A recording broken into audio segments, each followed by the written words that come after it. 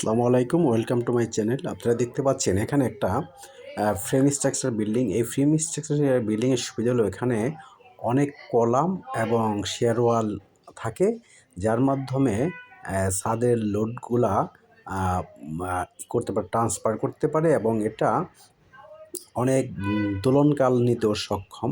কারণ এখানে আর্থকোয়েক যখন হয় তখন সেটা বিল্ডিংটা দুলতে থাকে, যে কারণে এই কলাম বিমের মাধ্যমে যদিও বিল্ডিংটা দুলে, কিন্তু এটা অনেক